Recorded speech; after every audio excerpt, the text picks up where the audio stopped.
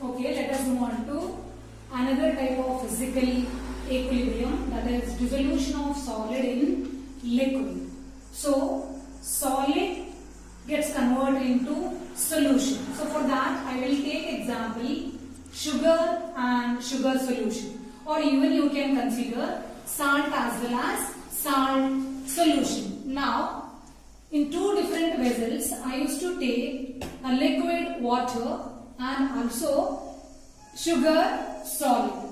So children, here now I will go on adding small amount of the sugar into the water. So what happens? It becomes sugar solution.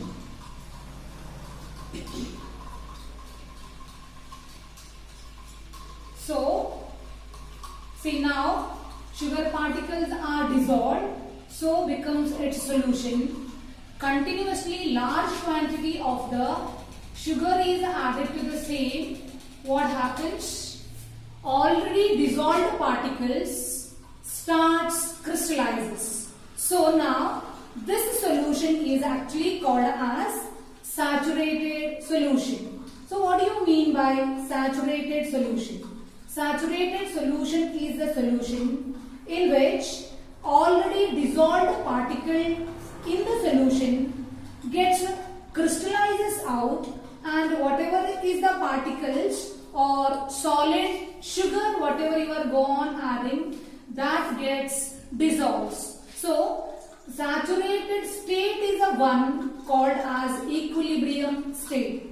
After the attainment of that equilibrium state also, reaction can take place both the ways, that is both in forward as well as in backward direction. So here you can observe particles that indicates already dissolved particle will crystallizes and presently added particle gets dissolves. This is an example for physically reversible equilibrium. That's what solid as well as solution interconversion. In that particular case, equilibrium can be attained only if rate of the dissolution become equal to rate of the crystallization. Similarly, children, you have to consider one more dissolution reaction, that is dissolution of gas in liquid. So I will take example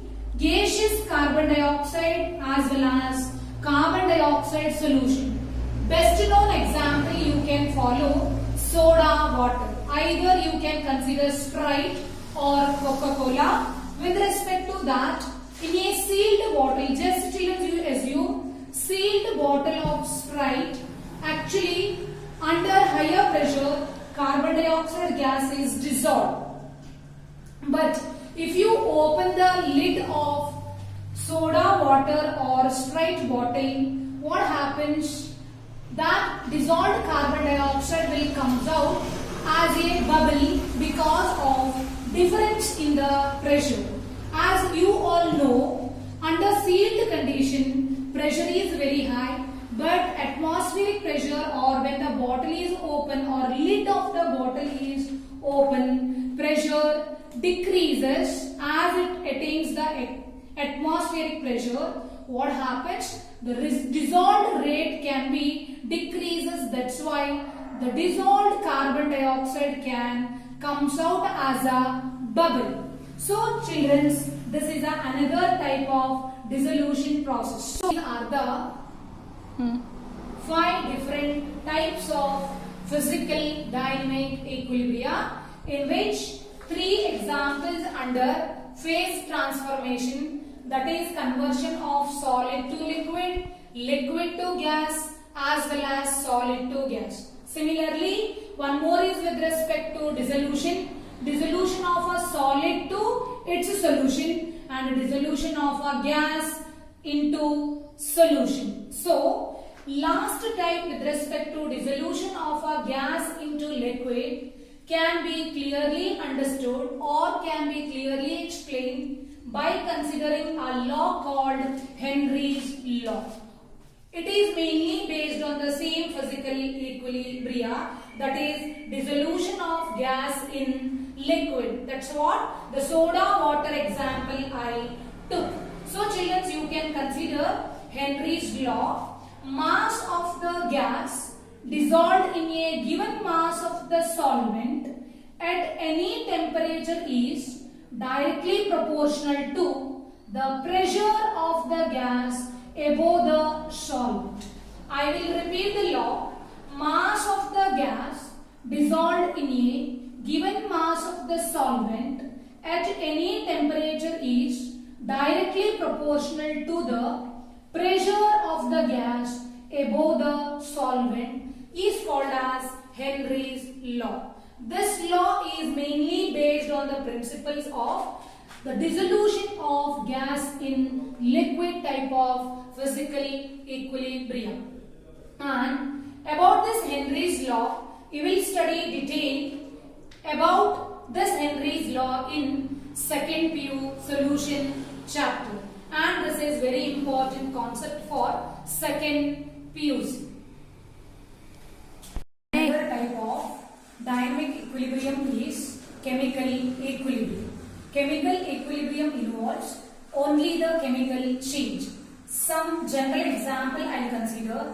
Ionization reaction as well as hydrolysis of salt is the best known example for chemical equilibrium. In this present unit, we should discuss in detail about chemical equilibrium. So I start with the one general reaction, that is A moles of A can react with B moles of B, which in turn produces C moles of C as well as D moles of D. In this particular reaction, capital A, B, C, D stands for reactants as well as products respectively. Small letter A, B, C, D stands for number of moles of reactants as well as products. Or in another hand we can say small letter A, B are the stoichiometric coefficients with respect to reactant A and B.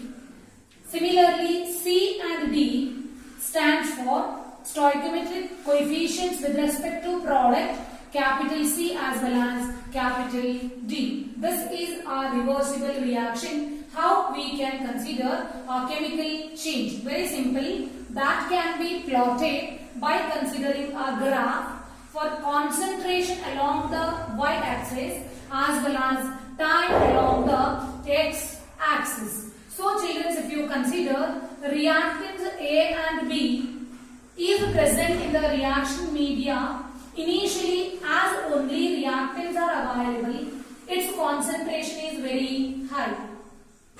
But as time progresses, there will be a formation of product, means both C as well as D will be start forming. So that graphically we can represent initially higher concentration of A and B, how as the time progresses it goes on decreases. Similarly, as the time progresses, the curve for the formation of C and D goes on increases, and after some time it will reach a constant or it will be parallel to x-axis. The stage where both the curves with respect to reactant as well as with respect to product becomes parallel to x-axis indicates that reaction is attained equilibrium. Nothing but we can represent in the diagram or in the graph. This state is considered as equilibrium state, and in that particular state, rate of the forward reaction, nothing but conversion of AB to C and D. Similarly, rate of backward reaction, that is conversion of C and D into reactant A as well as B, will be in the same speed. That is one general example. Children, you can follow some other examples for the chemical equilibrium. One reaction, as I mentioned earlier, that is formation of ammonia by Haber's process. Similarly, decomposition of PCl5 to form Cl2 as well as PCl3. Similarly, formation of hydrogen iodide. Similarly, formation of nitrogen dioxide. These all are the some of the examples for chemical equilibrium. Okay students, then we'll move on to next concept, that is general characteristics of equilibrium. As we have studied both physical equilibrium as well as chemical equilibrium under dynamic equilibrium. Now finally we should conclude the characters of equilibrium. So let us first move on to our first character. Equilibrium is dynamic in nature. So what do you mean by dynamic in nature? Very simple. Even after the attainment of the equilibrium, the forward reaction as well as backward reaction takes place in a same speed. That is what called as dynamic in nature. So very simple, dynamic in nature of the equilibrium is nothing but even after the attainment of the equilibrium, both forward as well as backward reaction takes place in a same speed. Then we'll move on to second character, that is equilibrium can be established in a reversible as well as closed system. What do you mean by that? Nothing but in order to study equilibrium concept, we must require a reversible reaction, and that reversible reaction can be studied only in a closed system. If those two conditions are satisfied by a particular reaction, then only we can understand the term equilibrium. Okay, then we'll move on to the next character, that is at equilibrium. Means once our equilibrium is attained by a particular reaction, then molar concentration of the reactant, R refers to reactant, P refers to product. So here, once the equilibrium is attained, molar concentration of the reactant as well as molar concentration of the product becomes constant. Reaction can continuously proceed, but concentration of the reactant and products remains constant. There is no change in the concentrations of the reactant as well as product. And the fourth character, children, you can follow, that is in a particular reversible reaction, equilibrium can be attained from either sides. So equilibrium can be approached from the backward direction or can be from the forward direction. Any of the direction, equilibrium can be approached, or in another hand we can say equilibrium can be attained. No rule that only from the forward direction or only from the backward reaction equilibrium should attain. No such rules. Equilibrium can be established from either of the sides. And the last character you should follow, effect of catalyst. What will be the effect of the catalyst on a equilibrium reaction? Very simple. All of you know catalyst is a substance generally which can alter the rate of the reaction. But here also for a equilibrium reaction, catalyst does not alter either the state of the equilibrium or called as position of the equilibrium.